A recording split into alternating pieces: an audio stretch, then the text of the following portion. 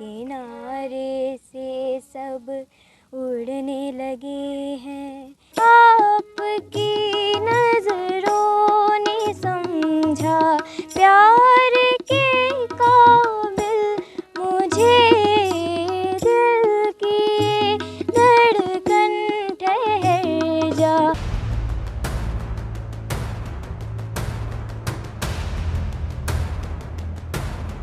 नमस्कार, बदलेगा भारत पर घुमक्कड़ देख रहे हैं आप। घूमते घूमते पहुँचे हैं हरिहरपुर घराने में। और हरिहरपुर के घराने में के विषय में अगर कुछ मैं बताना चाहूँ तो मुझे लगता है चिराग से मैंने सूरज को रोशनी दिखाने की कोशिश कर दी है। तो वो हिमाकत मैं नहीं करने जा रहा हूँ। यहाँ पे एक से बढ़कर एक वाद्य यंत्रों को बजाने वाले कलाकार हैं। एक से एक साज, एक से एक आवाज़ हरिहरपुर घराने में है। तो मेरी बाईं तरफ एक प्यारी सी बच्ची सागरिका सरगम मौजूद हैं और ये इंडियन आइडियल में जा चुकी हैं। तो मैं इनसे बातचीत करूंगा और जानने की कोशिश करूंगा कि सागरिका के अंदर कौन सी ऐसी खूबी है जिसकी वजह से ये इंडियन आइडियल तक पहुंची, और वहाँ पे क्या हुआ उसके विषय में भी हम लोग बातचीत करेंगे।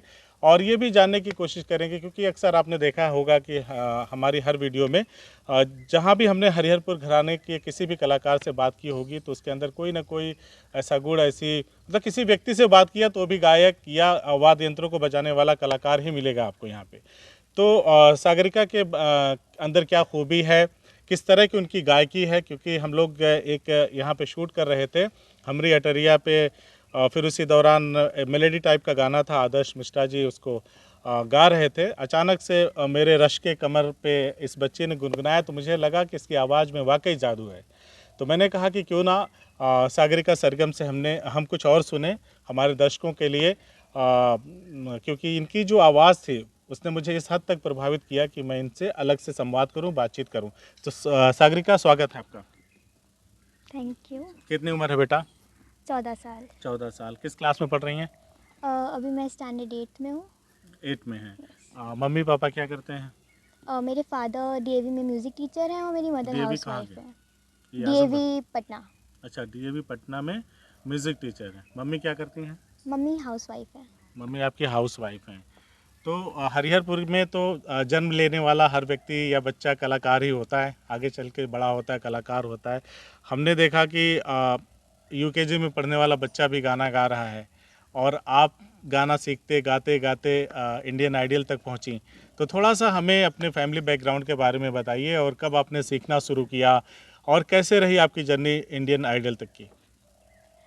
एक्चुअली मेरा फैमिली बैकग्राउंड सारे लोग ही म्यूज़िक से हैं। सो ऐसा था कि मेरे घर में मेरे फादर को बहुत शौक था कि घर में बच्ची है तो वो सीखे। तो मेरी स्टार्टिंग हुई स्टैंडर्ड यूकेजी या 1 से। I don't remember like nicely, but standard UKG या 1 से मैंने स्टार्टिंग की पापा के साथ। पापा ने बोला हारमोनियम बजाओगी, तो मैंने बोला हाँ। मुझे उस समय थोड़ा इंटरेस्ट था।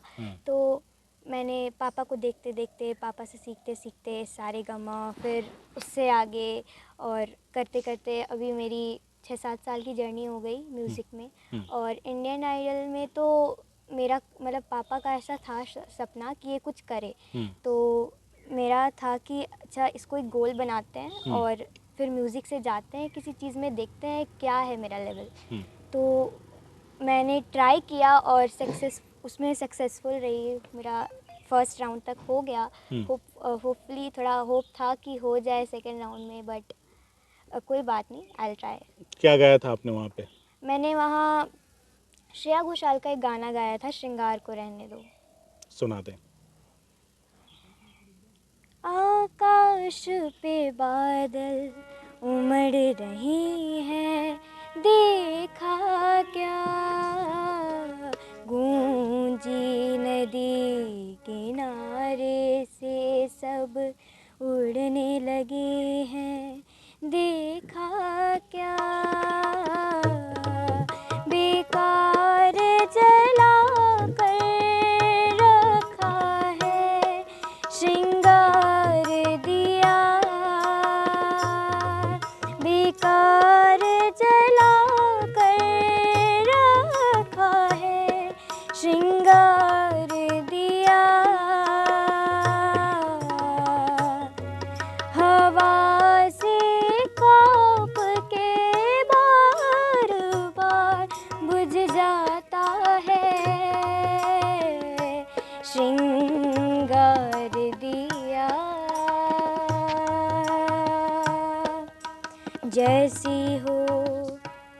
वैसे ही आजा, ओ श्रृंगार को रहने दो, जैसी हो वैसे ही आ जाओ, श्रृंगार को रहने दो। तो ये वाला गाना आपने श्रेया घोषाल का गाया था वहाँ पे, तो क्या हुआ फिर उसके बाद? एक्चुअली लॉकडाउन का टाइम था तो मेरे ऑडिशंस जो थे वो ऑनलाइन हुए थे। तो मैंने मुझे जब फॉर्म के बारे में पता चला, मैंने उसको फिलअप किया और मैंने अपना एक 90 सेकेंड्स का वीडियो अपलोड किया इस सॉन्ग पे। तो जब उसके results I think after 1 month के बाद ही आते हैं, आए थे मेरे तो जब आए तो मुझे एक मैसेज आया मेरे फ़ोन पर कि this information has came from this show. तो मैंने उस पर क्लिक किया, मैंने देखा क्या इंफॉर्मेशन हो सकती है, मुझे नहीं पता था कि ये आने वाला है।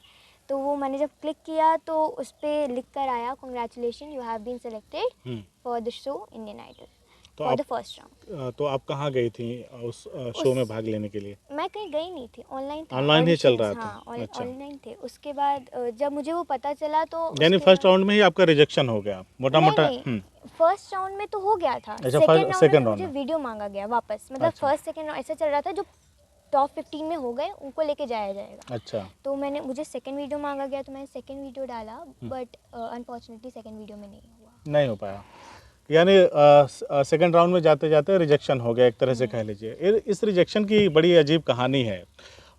ऐसे ही कभी सोनू निगम और तमाम जो लोग होते हैं, जज होते हैं, बैठे थे और एक पहाड़ की आवाज़ आई। ये किस्सा मैं यूँ बता रहा हूँ ताकि इस बच्ची का मॉरल बना रहे और वाकई ये बच्ची धमाल करेगी। मतलब चाहे जिस तरह का भी संगीत हो, गीत हो, उस दुनिया में धमाल करेगी।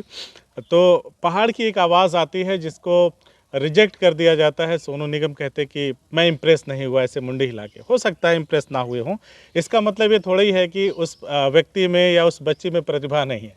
आपका रिजेक्शन किसी के करियर को बना बिगाड़ नहीं सकता। और उस पहाड़ की आवाज़ की खासियत क्या है, खूबसूरती क्या है, अगर आपको मैं बता दूंगा तो आप हैरत में पड़ जाएंगे। आप सब ने सुना होगा जुबिन नौटियाल का नाम, और ये बताने की ज़रूरत नहीं है कि आज वो कितना फेमस है, कितना बड़ा नाम है। जुबिन नौटियाल ने जो भी गाना गाया है वो एक ब्लॉकबस्टर साबित हुआ है, चाहे वो एल्बम्स के गाने हो, चाहे फिल्मों के गाने हों। तो फिर उसके बाद क्या हुआ? फिर मैंने जो बताया वो सही है ना? हाँ। फिर उसके बाद क्या हुआ? उसके बाद जब मुझे पता चला तो मैंने उसमें पापा स्कूल में थे और मैं इतनी ज़्यादा एक्साइटेड हो गई थी खुशी के मारे कि मैंने पापा को स्कूल में फ़ोन लगा दिया कि पापा मेरा सिलेक्शन हो गया। पापा खुश थे, एवरीबडी वाज लाइक चलो भाई सिलेक्शन हो गया। उसके बाद अनफॉर्चुनेटली उस समय मेरे साथ पापा भी नहीं थे जब मुझे सेकंड वीडियो डालने का आया, और ऐसा था कि उसमें आपको जल्दी से डाल, मतलब डेट आ चुका था, मैंने देखा नहीं और वो डेट निकलने वाली थी तब मैंने चेक किया, वो लास्ट डेट थी और पापा मेरे बाहर थे। तो मैंने पापा को फ़ोन किया कि पापा ऐसा ऐसा है, क्या करूं, वीडियो डाल दूं? पापा बोले नहीं बेटा थोड़ा सा रुक जाओ, और वहीं गड़बड़ हो गई बस। पापा ने तो बोला था कोई दिक्कत नहीं है। तो सागरिका का वो जो एक शुरुआत था वो बीच में रुका नहीं कहीं, तब से आप कंटिन्यू मेहनत कर रही हैं, कोशिश कर रही हैं, गाना गा रही हैं, है ना?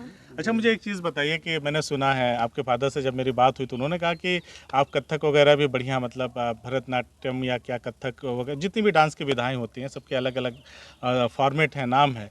तो उसका कुछ हमें सुनाइए, कुछ आवाज़ में। ऐसा संभव है क्या कि आवाज़ में उस नृत्य के बारे में आप कुछ बता पाएँ हम लोगों को? हाँ, मैं नृत्य के बोल सुना हाँ, सकती हूँ। सुनाइए।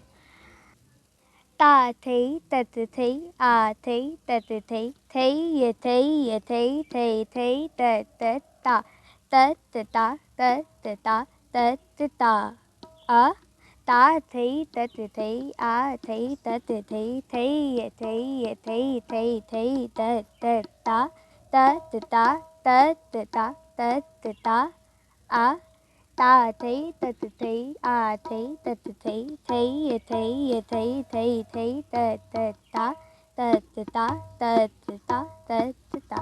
ये किसका था? ये कथक का बोल था। कथक का बोल था। तो एक और कोई गाना सुनाए जो आपका फेवरेट हो और जिसे गाने में आपको मज़ा आता हो। ओ कान्हा मुरली की। हाँ, सुनाए। कान्हा अब तो मुरली की मधुर सुना दो तान। ओ कान्हा अब तो मुरली की मधुर सुना दो तान। मैं हूँ तेरी प्रेम दीवानी, वाह। मुझको तो पहचान। मधुर सुना दो तान, मधुर सुना दो तान। जब से मैंने अपने नैना तुम संग जोड़ लिए हैं, क्या मैया क्या बाबुल सबसे रिश्ते तोड़ लिए हैं। तेरे मिलन को व्याकुल है कब से मेरे प्राण। मधुर सुना दो तान, मधुर सुना दो तान। ओ कान्हा अब तो मुरली की मधुर सुना दो तान, मधुर सुना दो तान, मधुर सुना दो तान। एक सीक्रेट जानना चाहता हूँ मैं आपसे। जैसे मैंने यहाँ जितने लोगों से बात किया, कोई मिश्रा है ना, मतलब सबके नाम के आगे पीछे टाइटल लगा हुआ है ना। कोई पंडित से अपनी शुरुआत करता है, तो आप सरगम कैसे हो गई? मैं सरगम मतलब ऐसा था कि मेरे घर में जब मेरा नाम रखा जा रहा था तो मेरे बड़े बुआ बड़े फूफा जी ने मेरा नाम रखा। तो मेरा पहले का नाम मेरी बीच वाली बुआ ने रखा सागरिका। उन्हें शायद पसंद था तो उन्होंने मेरा नाम रखा। अब जब सागरिका रखा गया तो फिर ऐसा था म्यूज़िकल ख़ानदान भाई सब चीज़, तो सरगम रख दो बस ऐसे ही। तो इस तरह से आप सरगम हो गई। मैंने सोचा हो सकता है साधना सरगम को देख के या हो सकता है साधना सरगम आपकी फेवरेट सिंगर रही हो, तो माता पिता ने आगे सरगम लगा दिया हो आगे चलकर। नहीं ऐसा कुछ नहीं। खास नहीं। तो कौन सी सिंगर हैं मेल फीमेल में जो आपको बेहद पसंद हैं, जिनके गाने आप गाती हैं या सुनना शौक है? मुझे ऐसे तो फीमेल सिंगर श्रेया घोषाल है, और फीमेल सिंगर में तो लता मंगेशकर जी भी हैं और श्रेया घोषाल है। तो लता जी का कोई गाना हाँ एक है। सुनाइए। जी हमें मंजूर है आपका ये फैसला, जी हमें मंजूर है आपका ये फैसला। कह रही है हर नजर बंदा परवर शुक्रिया, हंस के अपनी जिंदगी में कर लिया शामिल मुझे। दिल की धड़कन ठहर जा, मिल गई मंजिल मुझे। आपकी नजरों ने समझा, आपकी नजरों ने समझा, प्यार के काबिल मुझे। दिल की धड़कन ठहर जा, मिल गई मंजिल मुझे। आपकी नजरों ने समझा। बेहद शानदार आवाज़ है आपकी वाकई। मतलब सागरिका, ये समझ लीजिए कि मैं नहीं चाहता कि आप गाना बंद करें। मुझे इतना मज़ा आ रहा है, इतना आनंद आ रहा है, और वाकई आपकी आवाज़ शानदार है। और हम ईश्वर से प्रार्थना करते हैं कि आप ऐसे ही जो नित नए दिन गायकी में कीर्तिमान स्थापित करते रहें। इंडियन आइडियल हो या इस तरह के जितने भी कॉन्टेस्ट होते हैं हमारे देश में, आप सब में पार्टिसिपेट करके आइए और विजेता बन करके आइए, ये हमारी ख्वाहिश है।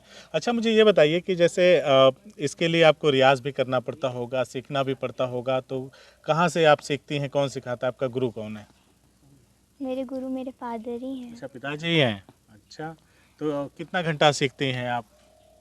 कुछ वक्त मुकर्रर किया है आपने कि इस वक्त से लेकर इस वक्त तक मुझे अपने रियाज पे ध्यान देना है, बाकी समय पढ़ाई पे ध्यान देना है? ऐसा है कि जब मैं पटना में रहती हूँ तो रियाज़ करने का बहुत ज़्यादा समय तो नहीं मिल पाता, पर हाँ, जैसे मैं 1 घंटा अपने से लेके बैठ जाती हूँ। मेरा भाई है, भाई के साथ बैठ जाती हूँ। पापा रहते हैं, कभी बहुत फ्री रहती हूँ तो पापा रहते हैं तो पापा के साथ बैठ जाती हूँ कि पापा ये बताइए ये कैसे होता है। और वेकेशंस में तो टाइम ही टाइम रहता है, तो वेकेशंस में कभी भी जब मन करता है हारमोनियम लेके बैठ जाती हूँ, तो कोई ना कोई गाना यानी आप बस। पटना में रहती हैं, यहाँ पे आप छुट्टियों में आई हैं तो उसका ज़्यादा फ़ायदा उठा रही हैं आप। जी, हाँ, पूरा देखिए यहाँ पे हरिहरपुर घराने के तमाम लोग मौजूद हैं। पिताजी कौन हैं आपके? हारमोनियम जो अच्छा, बजाते हारमोनियम पे बैठे हैं, तो उधर ही चल के आप बैठे रहिएगा, आप आपके पास लौटते हैं। थोड़ा पिताजी से आपके बात कर लें हम, है ना? आप बताइए सर, क्या लगता है, संभावनाएं क्या है बच्ची में और किस तरह से तैयारी है और क्या चाहते हैं भविष्य में क्या बने बच्ची? मैं तो बस यही चाहता हूँ सर कि वो आगे म्यूज़िक में ही जितना आगे जा सके, ठीक है, ताकि हमारे अपने घराने का भी नाम ऊपर हो। हमारे बड़े भाई हैं तबले पर, हमारे त्रिपुरारी मिश्रा, ये इनका सपोर्ट, और ये हमारे बाद हमारे भतीजे से सीखती है, आदर्श मिश्रा से, वो भी गाना सिखाते हैं। डांस वो माता प्रसाद जी हैं, उनसे कथक डांस सीखती है, जो बनारस में है, काफ़ी फेमस माता प्रसाद जी हैं कथक डांस से, उनसे भी प्रारंभिक शिक्षा ले रही है। तो बेस इसलिए कि तब उससे बोल का, तबले डांस के साथ तबले का बोल भी उसको आ जाता है, और रिदम का सेंस जब तक नहीं आएगा तब तक गाना संभव नहीं हो सकता। लय और ताल ऐसे गाड़ी के 2 चक्के हैं, जो भी एक भी पंचर होने पर म्यूज़िक खत्म हो जाता है। तो गायकी और जो लगन है बिटिया का, उसको देख के लग रहा है बिटिया कमाल करेगी। मैं कोशिश तो यही कर रहा हूँ सर, मैं अपने तरफ से जितनी हो सकती है वो कोशिश करता हूँ कि जितनी ये आगे जाए, इसके लिए काफ़ी कोशिश करता हूँ। इसके लिए ये जब भी इसको मौका मिलता है तो वो अपनी बुआ को फ़ोन करती है, कि मेरी बहन भी है, एक म्यूज़िक टीचर है, वो भी दिल्ली में है, डीएवी में, तो वो वहाँ उसको फ़ोन करती है कि सर बुआ हमको ये नहीं समझ में आ रहा, पापा नहीं है, तो उससे भी हमेशा कुछ कुछ गाइडलाइंस लेते रहती है। तो उसकी अपनी लगन है कि वो किसी से हमेशा लगी रहती है दिन भर। मैं ही कभी कभी तंग आ जाता हूँ, अरे बस करो थोड़ा सा, हम लोग को भी अपना सा रिलैक्स होने दो, स्कूल से आया हूँ, तो दिन भर ये म्यूज़िक, गाना, डांस उसका यही चलता रहता है। मैं ज़्यादा बड़ी बात तो नहीं कहूँगा, बस इतना आपसे जानना चाहता हूँ कि जब सागरिका सरगम की आवाज़ आप सुनते हैं तो किसकी याद आती है? श्रेया घोषाल जी की। मतलब काफ़ी मिलता है और बहुत ये कोशिश करती है, हम लोग की एकदम शुभकामना है, दुआ आशीर्वाद है कि बिटिया हमारी ये आगे बढ़े। इसके लिए हम लोग तन मन धन से एकदम तैयार हैं। दरअसल पढ़ाई भी ज़रूरी है, तो पढ़ाई का आप जन्म करते थोड़ा सा बोझ चलता है, बट म्यूजिक में ये हम लोग का पूर्ण रूप से विश्वास है कि आने वाले समय में ये हमारी बिटिया नाम रोशन करेगी। और आप भी इस बिटिया का जो है आपके चैनल के माध्यम से भी आप लोग का सहयोग आशीर्वाद मिलेगा तो बढ़ेगी। रियाज कर रहे हैं, हम लोग लगे हुए हैं। बिल्कुल, हम लोग बस आप समय समय पे हमें जब भी मौका मिलेगा सागरिका के साथ बैठेंगे और उनसे बातचीत करेंगे और जानने की कोशिश करेंगे कि कहाँ तक इनका जो मिशन है वो कहाँ तक पहुँचा। सागरिका, यही म्यूज़िक में ही आगे जाना है, गीत संगीत में ही आगे जाना है या कुछ और सोचा है?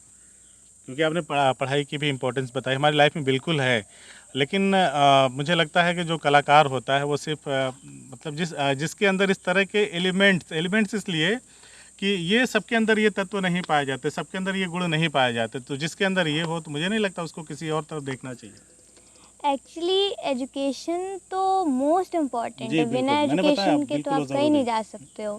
बट हाँ, मेरा जैसा है कि मेरा ये गोल है, मेरा ये ड्रीम है कि मुझे म्यूज़िक लाइन में ही अपना करियर प्लेबैक डिसाइड सिंगर बनना करना है, प्लेबैक सिंगर बनना है। तो उसके लिए मैं ट्राई कर रही हूँ। और रही बात स्टडीज़ की, तो जब तक रहेंगी तब तक रहेंगी, इम्पॉर्टेंट। बिल्कुल, तो कुछ अंत में हमें फिर सुना दें कुछ आप, ताकि हमारे दर्शकों का जो मनोरंजन है वो होता रहे और हम भी अपने चैनल के माध्यम से ये लोगों को बता पाएँ कि हमारे हरिहरपुर की एक बेटी है जो आगे आने वाले भविष्य में संगीत की दुनिया में, गीत और संगीत की दुनिया में तहलका मचाने वाली है।